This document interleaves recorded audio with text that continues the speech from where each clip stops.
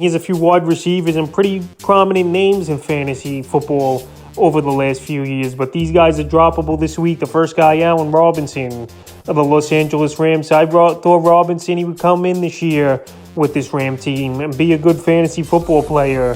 Obviously better than his Chicago Bear days, but it's pretty much the same or worse for him with Los Angeles. I figured with Cooper Kupp, Higbee, and a pretty good quarterback in Matthew Stafford, even though this season he's been struggling because of the offensive line. But anyway, I figured with all those upgrades, Allen Robinson be a perfect fit for this Ram team. But that hasn't been the case. The last 3 games for him: Week 3 at Arizona, 2 catches, 23 yards. Week 4 at San Francisco, 2 catches, 7 yards. And Week 5 versus the Cowboys, 3 catches, 12 yards. There's a lot of bubble screens, a lot of short routes, and he's not getting anything going. So he has been dropped in 10% of fantasy leagues from last week to this week here. But he's a guy I can't hold on to this point. 1 game in double digits. The best games are 4 points. So right now, he's a droppable wide receiver.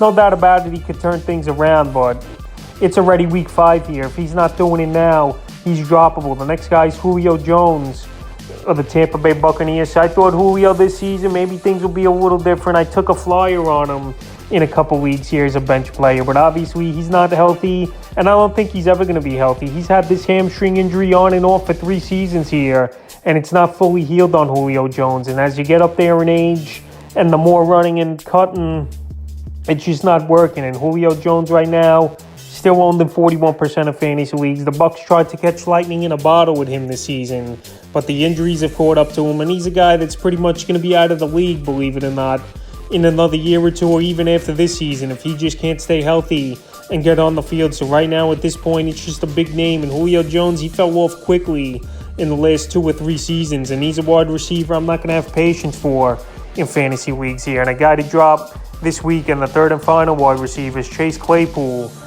of the Pittsburgh Steelers. So Claypool had his best game to date with Kenny Pickens and a lot of garbage time, obviously, in that Week 5 ball game versus the Buffalo Bills. But he's another guy that I think stirred in the pecking order. George Pickens, he looked good in that ball game once again. Deontay Johnson, we know, is the possession receiver, and he had 5 catches for 50 yards. So Week 6, another tough matchup versus the Tampa Bay Buccaneers here for Claypool and the Steelers team. But he's not getting anything going. He was great in his rookie year with Big Ben, but right now he's got the rapport with George Pickens as the number 2 guy. And Deontay Johnson, no matter what type of quarterback, he's just a guy that gets open, and he's going to get targets. So right now, Claypool, he's been out of the mix, it looks like, this season.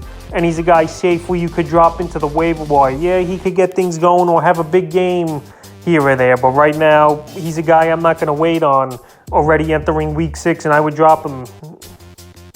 So that's a few wide receivers I look to drop here for Week 6 of the fantasy football season.